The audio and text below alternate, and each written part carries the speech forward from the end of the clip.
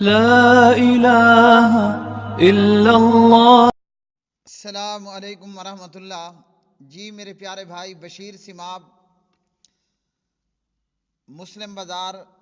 From Dera Ismail Khan, KPK، Khyber Pakhtunkhwa. آپ کا سوال ہے نماز میں خشوع خضوع کے تعلق سے کہ نماز پڑھتے ہوئے مکمل یکسوئی، انہماک اور پوری توجہ کے ساتھ نماز کا ادا کرنا، اور نماز ادا کرتے ہوئے خیالات، وسواسات اور سوچوں سے اپنے آپ کو پاک رکھ کر پوری توجہ اور پوری انہماک کے ساتھ، پورے ادراک کے ساتھ نماز کا ادا کرنا۔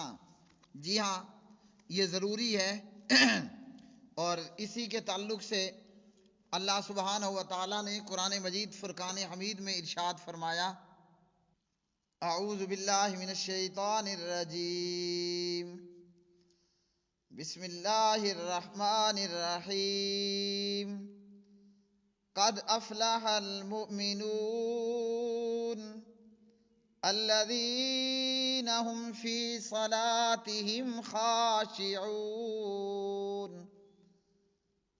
مومن یقیناً فلاح پا گئے، کامیاب ہو گئے، وہ جو اپنی نمازوں میں عاجزی کرنے والے ہیں۔ خشوع سے مراد قلب کی یکسوئی اور انہماک ہے۔ قلبی یکسوئی یعنی دل کی یکسوئی یہ ہے کہ نماز کی حالت میں قصداً خیالات اور وسواسات سے اپنے دل کو محفوظ رکھنا، اور اللہ تعالیٰ کی عظمت و جلالت کا نقشہ اپنے دل پر بٹھانا۔ اور اعضاء اور جوارح کی یکسوئی یہ ہے کہ ادھر ادھر نہ دیکھے، مقصد کہ نماز میں آنکھیں نہ پھیرے، اپنے ہاتھ پاؤں سے بے جا غلط حرکتیں نہ کرے، بالوں اور کپڑوں کو سنوارنے میں نہ لگا رہے، بلکہ خوف، خشیت اور عاجزی کی ایسی کیفیت اپنے اوپر عاجزی اور خوف کی ایسی کیفیت طاری کر لے کہ جیسے عام طور پر بادشاہ یا کسی بڑے کے سامنے انسان کی ہوتی ہے۔ اور اسی طرح پیارے نبی صلی اللہ علیہ وسلم نے نماز کے تعلق سے ہمیں بتلایا، ان العبد لینصرف وما کتب له الا 10 صلاتہ، بے شک بندہ نماز ادا کرتا ہے لیکن اس کے نامہ اعمال میں اس نماز کا 10واں، 9واں، 8واں، 7واں، چھٹا، 5واں، چوتھا، تیسرا یا آدھا حصہ لکھا جاتا ہے۔ ابو داود حدیث نمبر 796۔ تو اس حدیث سے ہمیں یہ معلوم ہوا کہ نماز پڑھنے کو تو نمازی نماز پڑھ لیتا ہے، اور نامہ اعمال میں کہیں کسی کا 10واں، کہیں 9واں، تو جس قدر نماز میں خشوع خضوع ہوگا، جس قدر نماز یکسوئی توجہ اور انہماک سے پڑھے گا تو اسی قدر اس کو ثواب جو ہے وہ نماز میں زیادہ سے زیادہ ملے گا۔ اور خشوع اور خضوع کے تعلق سے دو چیزیں، ایک خارجی اور ایک داخلی۔ خارجی چیزوں میں جو ہے وہ شیطانی وسوسات اور خیالات کا آنا، یا بندے کے دل میں دنیاوی خیالات کا آنا کہ فلاں کام کرنا تھا، فلاں کام نہیں کیا۔ داخلی یہ ہے کہ بندہ نماز میں جب کھڑا ہوتا ہے اس کو پخانے کی حاجت تھی، یا اس کو پیشاب کی حاجت تھی، یا اسے بھوک لگی تھی، تو یہ صورتیں دونوں نماز کے خشوع کے خلاف ہیں۔ چاہے دنیاوی معاملات کا یاد آنا ہو، یا شیطانی وسوسات ہوں، یا بھوک لگی ہے، یا پکانا پیشاب کی ضرورت ہے، تو نماز میں خشوع برقرار نہیں رہتا۔ اس لیے بندے کو چاہیے کہ جب نماز پڑھنی ہے، کھانا کھا کر نماز پڑھے، پخانا پیشاب کی حاجت ہے تو ان سے مکمل طور پر فارغ ہو کر پھر نماز پڑھے، تاکہ نماز کے اندر خشوع میں کوئی کمی نہ آئے۔ اسی طرح شیطانی خیالات و وسواسات، یہ بھی نماز میں خشوع خضوع کے منافی ہیں۔ اور نمازی کے نماز میں خشوع خضوع کو متاثر کرتے ہیں۔ تو نماز میں خشوع کیسے قائم ہوگا؟ اس کے لیے بالکل سادہ اور سمپل سا طریقہ کہ بندہ جب نماز پڑھتا ہے، اللہ اکبر آپ نے ثنا پڑھنی ہے، سبحانک اللہم، اللہم باعد بینی، یہ دعائیں جو پڑھنی ہے پڑھ لینے کے بعد قرات شروع کرنے سے پہلے آپ نے اعوذ باللہ السمیع العلیم من الشیطان الرجیم، اعوذ باللہ السمیع العلیم من الشیطان الرجیم من حمزہ ونفخہ ونفثہ، بسم اللہ الرحمن الرحیم، اور اب سورۃ الفاتحہ پڑھیں۔ انشاءاللہ یہ کرنے سے نماز میں شیطانی وسوسات یا نماز میں جمائیوں کا آنا، کہ نماز میں جمائی جس کو ہم اپنے ہاں اباسی کہتے ہیں، تو نماز میں جمائیوں کا آنا یا نماز میں اباسیوں کا آنا، یہ بھی شیطان کی طرف سے ہے۔ تو جب آپ نماز میں قرات سے پہلے اعوذ باللہ السمیع العلیم من الشیطان الرجیم من حمزہ ونفخہ ونفثہ پڑھ لیں گے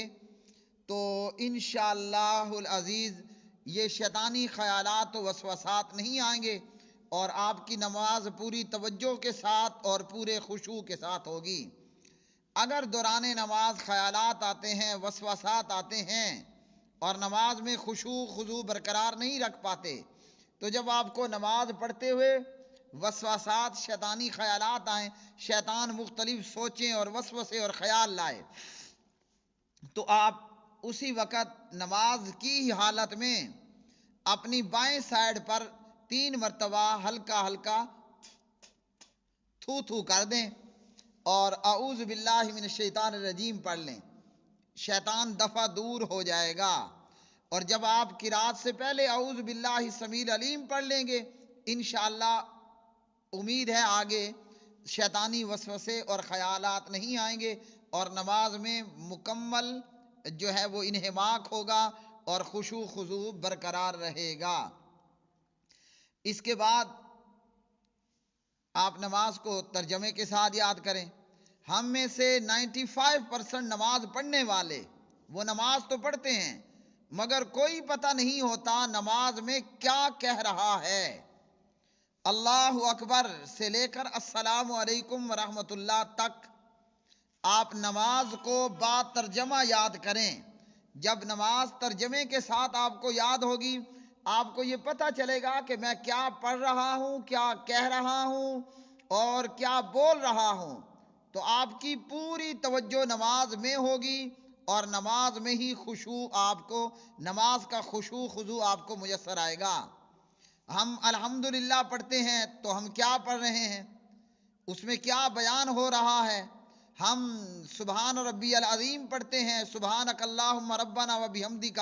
اللہم اغفر لی پڑھتے ہیں، 2 سجدوں کے بیچ اللہم اغفر لی ورحمنی وجبرنی ورفانی واہدنی وعافنی ورزقنی، یہ جملے کیا ہیں، کیا پڑھ رہے ہیں، کیا کہہ رہے ہیں؟ التحیات للہ پڑھتے ہیں، کیا ہو رہا ہے؟ اور اسی طرح جو مسنون دعائیں ہیں، اللہم انی اعوذ بک من عذاب القبر، اللہم انی ظلمت نفسی، دیگر دعائیں ہمیں نہیں پتا ہوتا 95% نماز پڑھنے والوں کو یہ کیا ہو رہا ہے، میں کیا کہہ رہا ہوں، میں پاک پروردگار سے کیا مانگ رہا ہوں، کوئی پتہ نہیں ہوتا۔ جب نماز کا ترجمہ یاد ہوگا آپ کو پتہ ہوگا کہ میں اللہم باعد بینی و بین خطایا، یہ ایک جملہ ہی سمندروں سے بھاری ہے۔ اے اللہ میرے اور میرے گناہوں کے بیچ میں فاصلہ پیدا کر دے، دوری پیدا کر دے، جیسے آپ نے مشرق اور مغرب کے بیچ میں دوری پیدا کی ہے، کما باعدت بین المشرقی والمغربی۔ اب دیکھیے مشرق کہاں ہے، جہاں سے سورج طلوع ہوتا ہے، مغرب کہاں ہے، جہاں پہ جا کر سورج غروب ہوتا ہے، تو ان مشرق اور مغرب کے بیچ میں کتنا فاصلہ ہے؟ میرے گناہ مجھ سے دور کر دے، یعنی مجھے گناہوں سے آزاد کر دے، میرے گناہوں کو دھو ڈال پانی سے، اولوں سے، برف کے اولوں سے۔ تو جب بندہ نماز کو ترجمے کے ساتھ پڑھے گا، ایک طرف تو اللہ سے دعا کرے گا اللہم باعد بینی و بین خطایا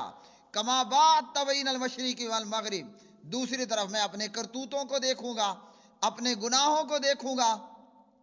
کہ میرے کتنے کتنے بڑے بڑے گناہ موجود ہیں، اور جب میں اپنے گناہوں کو دیکھوں گا ادھر اللہ سے دعا کر رہا ہوں۔ اور اگر ایک بندہ 5 وقت 24 گھنٹوں میں اللہ سے یہ دعا کرتا ہے، اللہم باعد بینی و بین خطایایا کما باعدت بین المشرق والمغرب، اب سوچئے گناہ کتنے ہوئے تھے، اور 5 وقت اللہ سے اپیل کی، درخواست کی، معافی مانگی، تو کتنی خوشی کے لمحات ہیں کہ میں دعا مانگ رہا ہوں، اللہ میرے گناہ معاف کر رہا ہے۔ اور اسی طرح جب بندہ نماز پڑھ لیتا ہے، 5 نماز پڑھنے والے کی یہ حالت ہے، یہ مثال ہے کہ جیسے 5 وقت صاف شفاف پانی کی نہر میں اس نے غسل کیا، نہا لیا، تو میل کچیل باقی رہے گا؟ نہیں رہے گا۔ 5 وقت نماز پڑھیں گے اور اللہ سے دعا کر رہے ہیں، آگے جو دعائیں ہیں وہ علیحدہ، کہ اللہ قبر کے عذاب سے بچا، جہنم کے عذاب سے بچا، اے اللہ مجھے بخش دے، میرے نقصان کو پورا فرما، میرے درجات کی بلندی عطا فرما، مجھے ہدایت عطا فرما، مجھے رزق عطا فرما۔ تو نماز پڑھنے کو دل چاہے گا۔ ابھی ظہر پڑھی ہے، جب یہ پوری نماز با ترجمہ یاد ہو تو نمازی تو اس انتظار میں ہوتا ہے کب نماز کا ٹائم ہو اور کب میں پھر اللہ کے حضور کھڑا ہو جاؤں اور اللہم باعد بینی و بین خطایایا کما باعدت بین المشرق والمغرب کی صدائیں لگاؤں۔ تو اس لیے چونکہ ہمیں نماز با ترجمہ نہیں آتی، 95% نماز پڑھنے والوں کو، جو نہیں پڑھتے وہ تو گئے نہ کھڈے میں، جو پڑھنے والے ہیں ان کو نہیں پتا نماز میں ہو کیا رہا، میں پڑھ کیا رہا ہوں، اس وجہ سے خشوع خضوع بھی برقرار نہیں رہتا۔ اور نماز میں گڑ گڑانا اور رونا کب ہوتا ہے؟ ہمارے پیارے نبی جناب محمد بن عبداللہ محمد الرسول اللہ صلی اللہ علیہ وسلم نماز میں رویا کرتے تھے،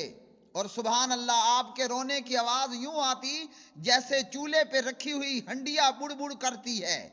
ہنڈیا سے آوازیں نکلتی ہیں، آپ کے سینے سے آوازیں نکلتی تھیں۔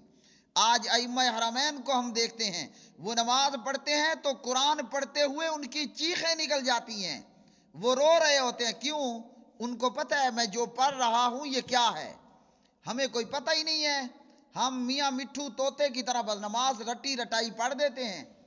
اس لیے نماز ایسی کہ بس آرمی پریڈ لگی ہوئی ہے،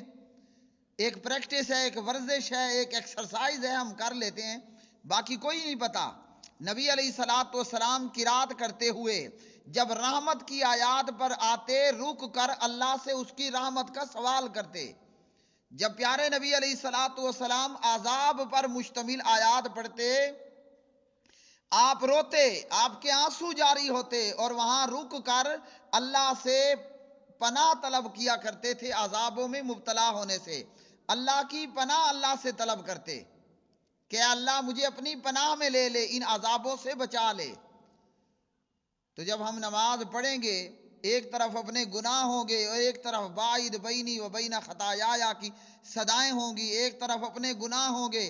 2 سجدوں کے بیچ میں اللہم اغفر لی ورحمنی، مجھ پر رحم فرما، مجھے بخش دے، میرا نقصان پورا کر، مجھے بلندیاں عطا فرما، مجھے ہدایت عطا کر، میرا رزق نہیں، یا اللہ مجھے رزق عطا کر۔ تو جب نماز کا ترجمہ آئے گا یہ سب سے بڑا خشوع خضوع ہے۔ جو چاہتا ہے کہ میری نماز بات خشوع خضوع کی ہو، نماز کا ترجمہ یاد کرے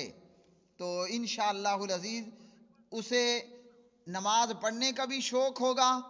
وہ وقت سے پہلے مسجد میں آئے گا اور شدت سے نماز کا انتظار کرے گا کہ کب وقت نماز ہو کہ میں پھر اللہ کے حضور پہنچوں اور اپنے لیے دعائیں کروں، اللہ کی رحمتوں کا سوال کروں۔ وآخر دعوانا ان الحمدللہ رب العالمین۔